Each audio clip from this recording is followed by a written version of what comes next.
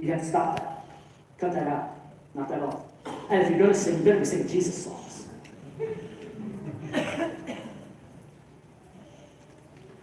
Jesus never once said to stop anything. He never said that I've come to take my light out of the world. He said I brought light and truth to the world. I would say if you're somebody who you already have a platform and you already have a voice and you already have an audience, you're already a teacher, you're already doing something that's impacting lives, keep it the way that it is. And then when you have that conversation off stage, someone sees that there's something different about you. All right, let me see. If I were to go be a mechanic today and open up a mechanic shop, it wouldn't say, Jesus only repair shop. That ain't the business. Christians only. No. I wouldn't have Christian music blasting and make everybody hear it. But people say, man, I feel different when I walk into your shop. There's something, I trust you. I just feel that I can trust you, that you're not going to rip me off, and that you have my best interests in mind. Wow, your prices are so amazing. You care about me as a customer. What's different about you? Now, a side conversation happens by being me. I know. This is totally different maybe than what we've looked at when we're looking at an Acts 1:8, like, that's it, everything's got to change. No, you change on the inside.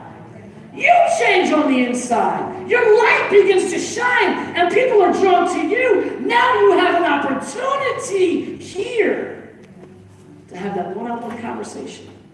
I'll tell you what makes me different. I'll tell you why I'm happy every day I come into work. Because it can be the longest walk from my car to the store. But from the car to the store, I get my heart right. I get my head right. I get my attitude right. Because I know I'm not coming to work today for me. I'm coming to work today for someone that I'm going to connect with. And someone that I'm going to impact and influence. So that might be the longest walk every single morning. But in that walk going, as I go along my day to day, I'm going to meet someone who needs a smile, someone who needs joy, someone who needs peace, someone who needs patience and goodness and kindness. And I've got that. I might not have everything, but I've got that. I can do that. I can be responsible for me. I can refuse to be in a bad mood. I can refuse to have a bad day. I'm in control of that. I can do that. You see what I'm saying today? Yeah. See, the Great Commission is so much bigger than us coming to church and doing it. It's what we do tomorrow that begins the commission. It's what we do after church today that makes that commission happen. Finding our audience, finding our voice, finding that place that God's called each and every one of us to spread the good news of Jesus Christ. Amen? Amen. Maybe today you come in here and you felt far from the cross before.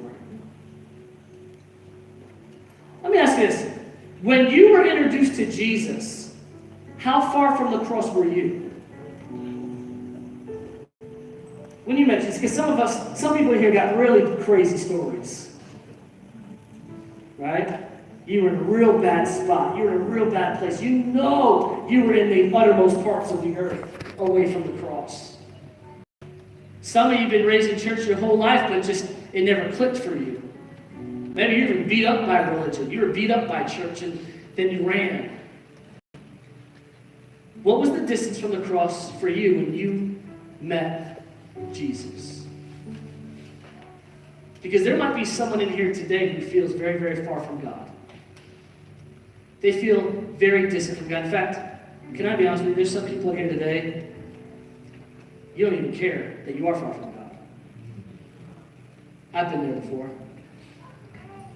I've had seasons in my life where, I believe in God, and I hope I'm going to heaven, but I really could care less about doing anything about that. Sometimes I got so far that it scared me. But simply knowing that it scared me meant that I hadn't gone too far because I came back. What's the distance from the cross that you feel today? Maybe your life is, maybe you are in love with Jesus and you understand that every day you wake up is another gift from God. And you have a worship life, but there might be someone sitting next to you that's not in the same place. So would you do me a favor? Could you just look at the person next to you and say, have you ever made a decision for Jesus? If they say yes, shake their hand. If they say no, ask them, would you like to? If they say no, say, see you next week.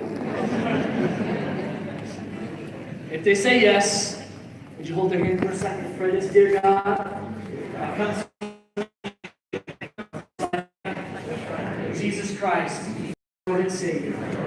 Jesus, I accept you into my life to change me and to make me new. Thank you for accepting me. In Jesus' name, amen.